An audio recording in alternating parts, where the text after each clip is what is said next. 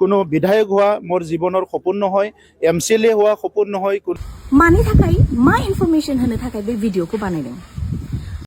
Recently social मिडियायाव मोनसे viral बा ट्रेन्डिं जाबाय दङ जे बिथां प्रेक्टिकल बसुमतारिनि मोनसे मिउजिक भिडिअखौ लानानै थिग बेनि सायावहाय बिथां पद्मनि ब्रह्मआहाय गुवारै बेखेवफैदों आरो बिथांनियाव डाइरेक्टलि सोंलु खालामनायनि बे जों ससियेल मिडियानि गेजेरजों मोननाय जादों।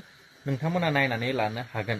बेजोंनो लोगोसे इमानगोनां प्रमद बर' सार MCLA आरो MP बा MLA बेखौ लानानै खायसे खोथा लोगोसे NDA बिथांमोना दङना गैला मा फोरमायखारो मा बुंनो थांगासिनो दं भिडिअखौ जोबजासिम नायनानै ला। বড়োলেণ্ডৰ ভিতৰত যিটো 15টা আসন আছে এই 15টাৰ অধিক আসনে UPPLৰ মানে ফালে আহিব। এইটো ৰাইজৰ যিটো মতামত, ৰাইজৰ যিটো বিভিন্ন সময়ত আমাক কোৱা অপিনিয়ন তেখেতসকলৰ পৰা এইটো গম পাওঁ। মন মেলা কথা নাই, মই কোনো কামে মন মেলি নকৰোঁ।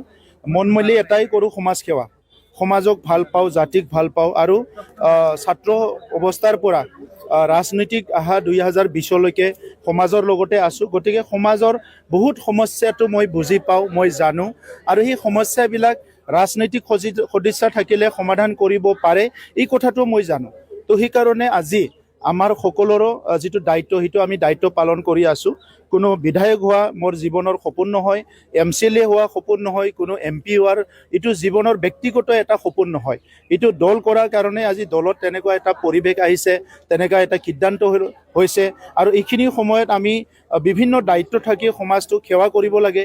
চ' এই হিচাপে আজি আমি বিভিন্ন সময়ত ইলেকশ্যন কণ্টেষ্ট কৰিছোঁ, কেতিয়াবা কণ্টেষ্ট কৰা নাই, জাতিৰ কাৰণে কাম কৰিছোঁ, ৰাইজৰ কাৰণে কাম কৰিছোঁ। গতিকে এই সিদ্ধান্ত লৈ UPPL দলে বড়োলেণ্ডৰ 26টা জনগোষ্ঠীক আগুৱাই নিয়াৰ কাৰণে বড়োলেণ্ডৰ 26টা জনগোষ্ঠীৰ সমস্যাটো কাউন্সিল লেভেলত সমাধান কৰা, এছেম্বলি লেভেলত সমাধান কৰা আৰু লগতে আমি এইটো পাৰ্লিয়ামেণ্টৰ পৰ্যায়ত এইটো সমাধান কৰাৰ কাৰণে মজিয়াৰ সমাধান কৰাৰ কাৰণে UPPL দলে সদায় কাম কৰি যাব।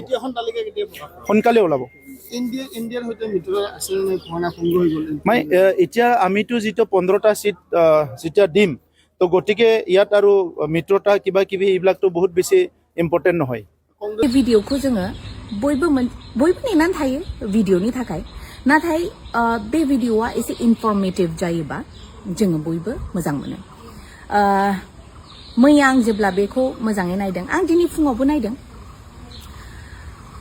The Protection of Children from Sexual Offences POCSO Act 2012 बे मोनसे एक्ट आइन।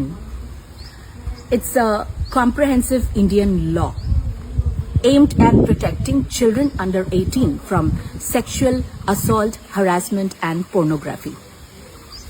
The बे POCSO rape जे भिडिअ बानायदों, जोङो एक्चुअली मिन्थिनांगोन जे मानि थाखाय मा इनफरमेशन होनो थाखाय बे भिडिअखौ बानायदों।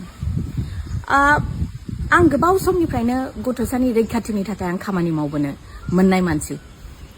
गुबुन गुबुन NGOsजों आङो जड़ित जानानै आङो गथ'फोरनि थाखाय मावबोनो मोनदों।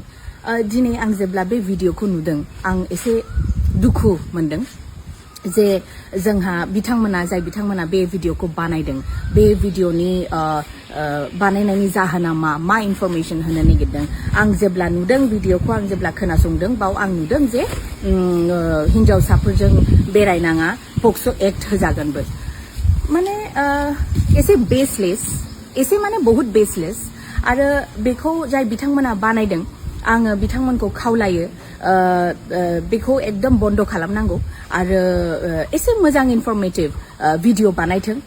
जों बाख्नायो, बयबो भिडिअ बानायो, बयबो कन्टेन्ट बानायो, नाथाय बे कन्टेन्ट माखासेफ्रा एसे इनफरमेटिभ जायोबा जोङो बयबो मोजां मोनो। ओंखायनो आङो खावलायो जाय बिथांमोना बेखौ बानायदों, बिथांमोना जाहाथे बेखौ एसे बिजिरनानै होथों जे मा हिसाबै बे POCSO रेप भिडिअखौ बानायदों आरो एसे बुंथिना होथों। जों रायजो राजा बिथांमोनखौ बुजायना होथों जे मानि थाखाय बे भिडिअखौ बानायदों होननानै। गोजोन्थों।